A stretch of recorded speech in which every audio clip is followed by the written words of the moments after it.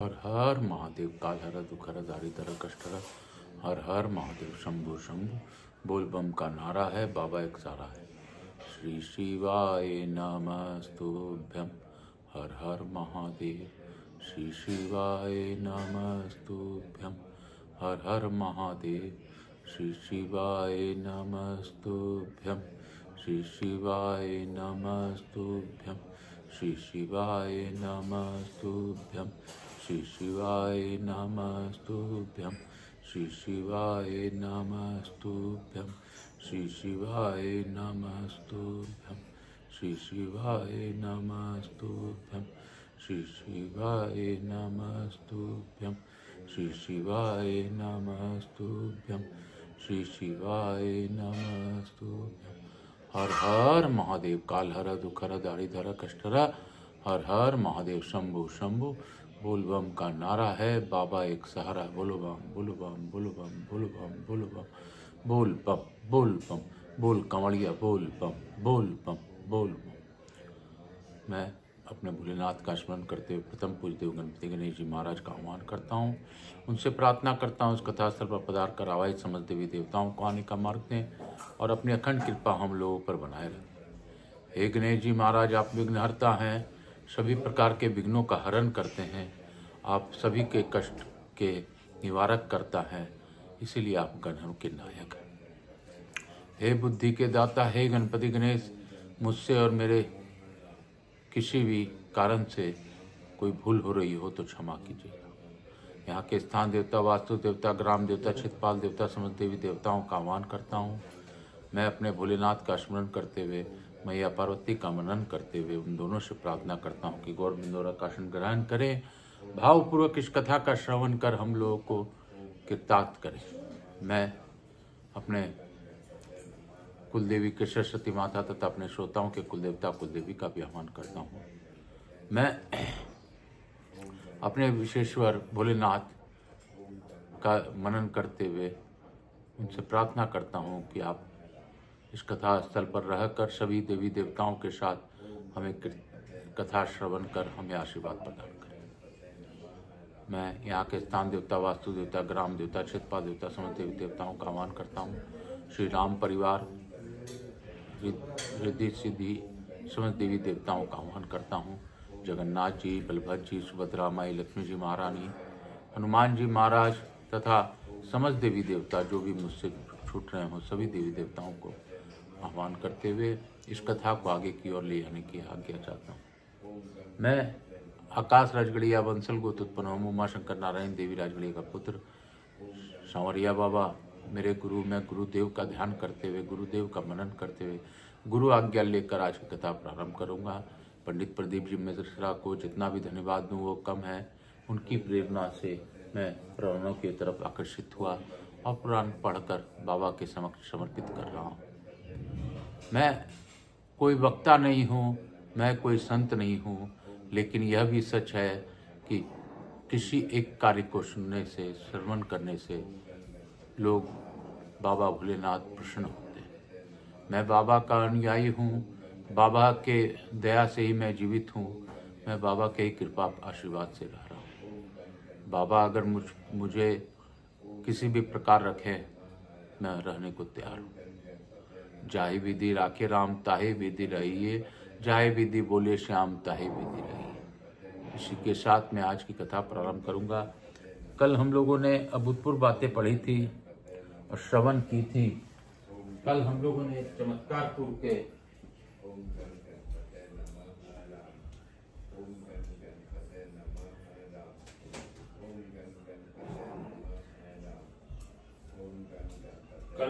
चमत्कारपुर के अभूतपूर्व कथा का श्रवण किया था, जिसमें हम लोग आगे की ओर आज की कथा पढ़ेंगे।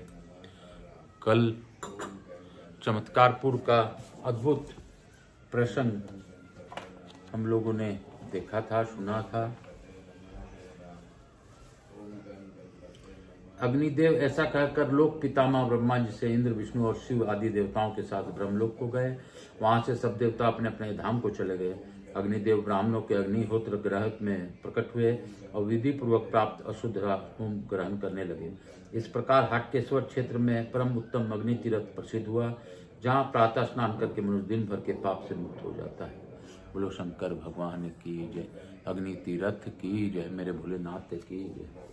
सूर्य जी कहते हैं, महात्मा मार्कंडेय जी ने जिस समय ब्रह्मा जी की स्थापना की थी, उसी समय वहां पवित्र जल से युक्त एक कुंड का भी निर्माण किया और उसके महात्म के विषय में इस प्रकार कहा। कार्तिक मास में चंद्रान क्षेत्र कार्तिका के योग में जो यहाँ भली भांति विष्णु व्रत का पालन करेगा वह उत्तम ब्रह्मलोक में जाएगा।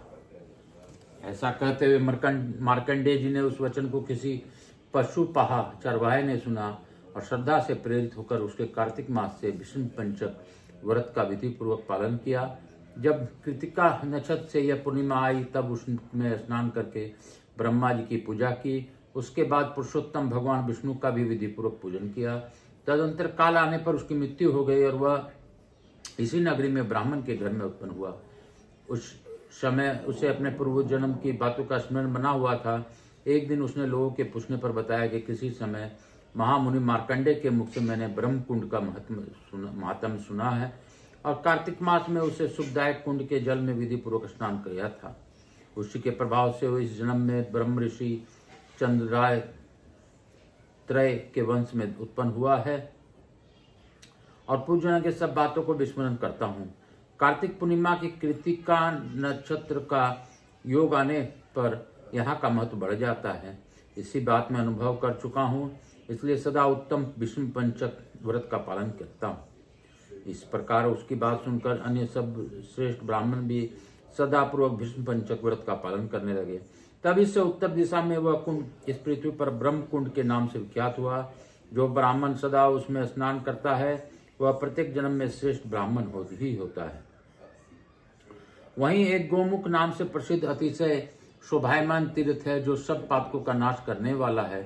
पूर्व काल में चमत्कारपुर के भीतर गौओं का पालन करने वाला एक ब्राह्मण था जो कुष्ठ रोग से पीड़ित हो अत्यंत दुर्लभ हो गया था।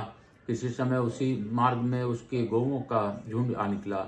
वे सभी गौएं प्यास से कष्ट पा रही थी। उसी दिन ज्येष्ठ मास के एकादशी तिथि में चित्रा नक्षत्र का योग था और मध्याह्न काल हो गया था। यद्यपि वहां घास बहुत उगी थी, फिर भी गर्मी और प्यास से कष्ट से किसी भी धेनु ने उस घास को और देखा तक नहीं। उनमें से एक गौ ने दूर से ही घास उस पुंज को देखा और अत्यंत हर्ष से भरकर तुरंत ही वहां दांतों से उखाड़ खींचा। इतने में उस घास के नीचे से जल की धारा निकल आई। उस प्यास से कष्ट पाती हुई गाय ने घास को खा लिया कर धीरे धीरे दुग्ध की समान स्वच्छ एवं मधुर प्रतीत होने वाले उस जल को जी भर कर पिया।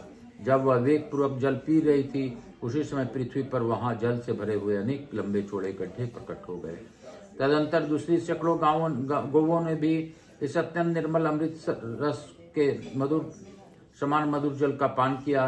जैसे जैसे गौएं आकर जल पीती थी वैसे ही वैसे उसके मुख के स्पर्श से वे गड्ढे बढ़ते जाते थे। इस प्रकार जब सभी गौवों ने पानी पी लीकर प्यास को बुझा लिया तब वह प्यासा गोपाल लक ब्राह्मण जल में घुसा।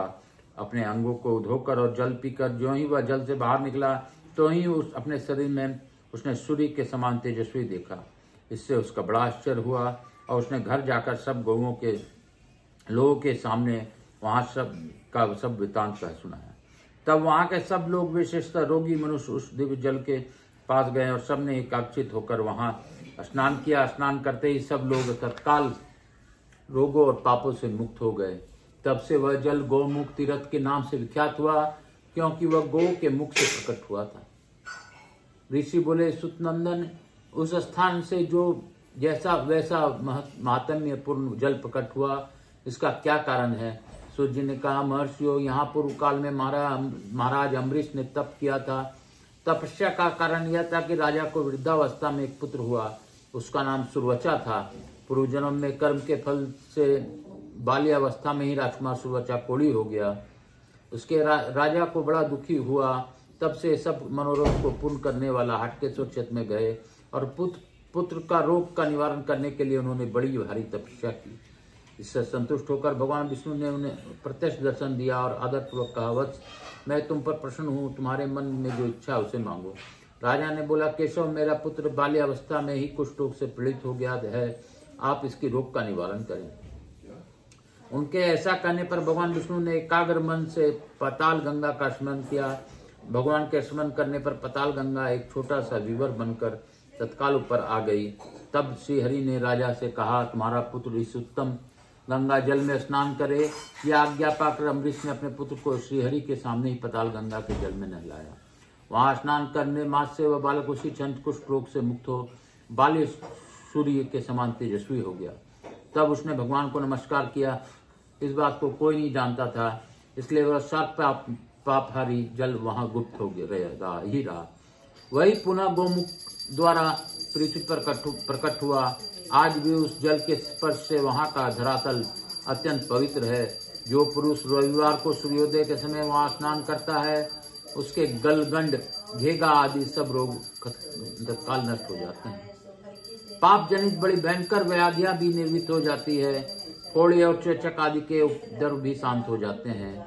जो मनुष्य निष्काम भाव से भक्तिपूर्वक इस तीर्थ में स्नान करता है, वह देव चक्रपाणी श्री हरि के लोक में जाता है।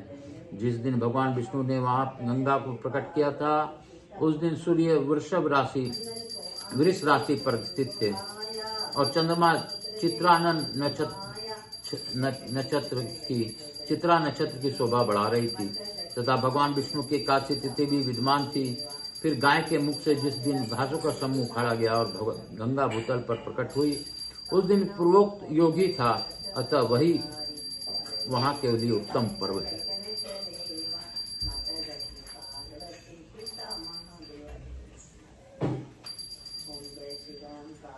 इस कथा का श्रवण अभूतपूर्व है। बाबा भोलेनाथ की दया सभी पर बनी रहे और सभी की कृपा पर बाबा हमारा आशीर्वाद प्रदान करते रहे। मैं बाबा भोलेनाथ का स्मरण करते हुए आज की कथा यहीं पे विराम दूंगा और लघु आरती करते हुए हम लोग कथा विराम की ओर बढ़ेंगे।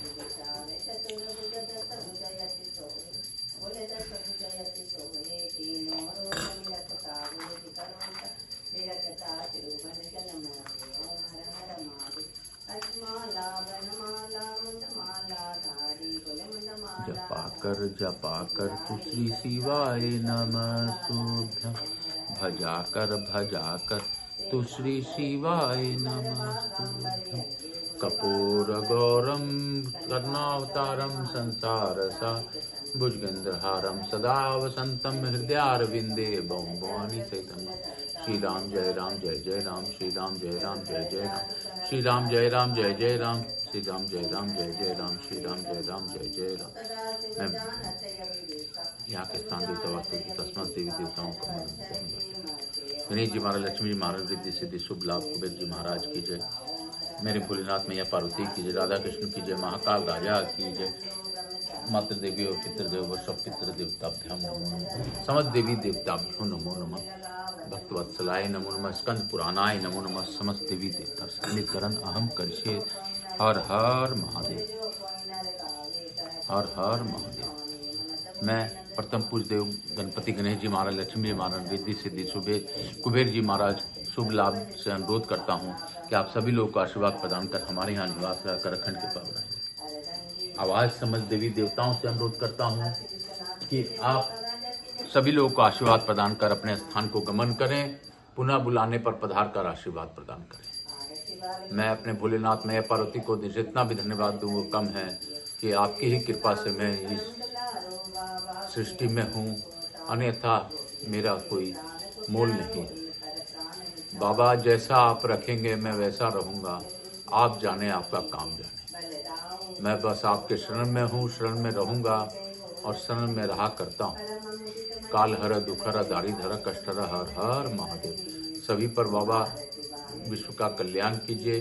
जो आपकी इस कथा का श्रवण करे उन्हें कथा श्रवण का लाभ दीजिए। जो इस कथा को भावपूर्वक आगे की ओर बढ़ाए उन्हें के कष्टों में उनका साथ दीजिए। काल हर दुखहर दारिद्र कष्टहर हर हर महादेव। शंभु शंभु बोल बम का नारा है, बाबा एक सारा। बोलो बम बोलो बम बोलो बम बोलो बम बोल बम बोल बम बोल बम का नारा है, बाबा एक सारा। बोलो बम बोलो बम। श्री शिवाय नमस्तुभ्यं।